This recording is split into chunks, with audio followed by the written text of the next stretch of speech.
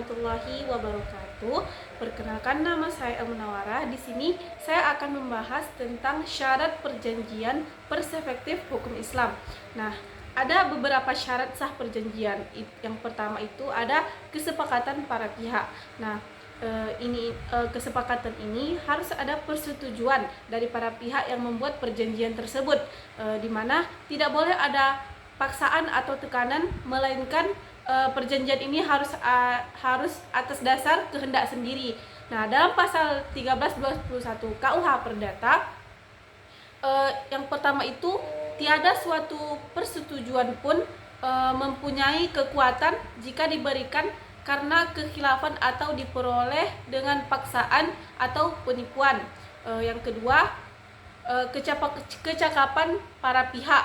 Mengenai cakap ini, tidaknya seseorang itu perlu diketahui tidak punya kedudukan hukum untuk membuat perjanjian tersebut. Nah, dalam pasal 1330 KUH Perdata, yaitu anak yang belum dewasa, yang pertama itu anak yang belum dewasa, yang kedua orang yang ditaruh di bawah pengampunan. Nah, pengampunan itu adalah daya upaya hukum untuk menempatkan seseorang yang telah dewasa. Yang ketiga itu ada suatu hal tertentu, perjanjian suatu hal tertentu. Itu adalah yang dimaksud ini adalah dalam syarat perjanjian itu agar dinyatakan sah adanya objek perjanjian, yaitu prestasi. Misalnya memberikan sesuatu, berbuat sesuatu, atau tidak berbuat sesuatu sama sekali. Nah, ini disebutkan dalam pasal 1234 KUH Perdata, itu sebab yang halal. Nah, KUH Perdata ini tidak menjelaskan lanjut mengenai sebab yang halal. Adapun yang diatur adalah sebab seperti terlarang, dilarang oleh undang-undang, bertentangan dengan kesusilaan atau ketertiban umum.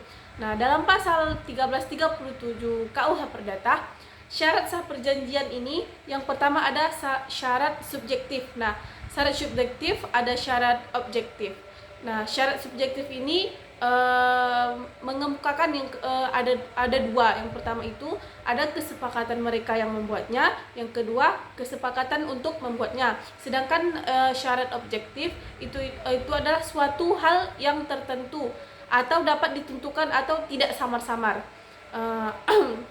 Bisa membedakan seperti ini.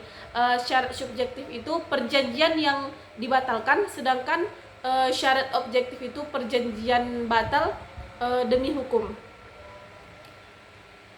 Kemudian itu ada perjanjian dapat dibatalkan. Nah, perjanjian dapat dibatalkan ini artinya salah satu pihak itu dapat meminta pembatalan. Nah, perjanjian sendiri ini tetap mengikat kedua belah pihak selama tidak dibatalkan oleh hakim atau atas permintaan pihak yang berhak meminta pembatalan tersebut. Tidak cakup atau pihak yang tidak memberikan bebas atau kehendak sendiri. Terus yang kedua itu ada jadi secara singkat. Jadi secara singkat itu maksudnya perjanjian yang dimana tidak serta-merta batal demi hukum. Nah, melainkan harus dimintakan pembatalan ke pengadilan.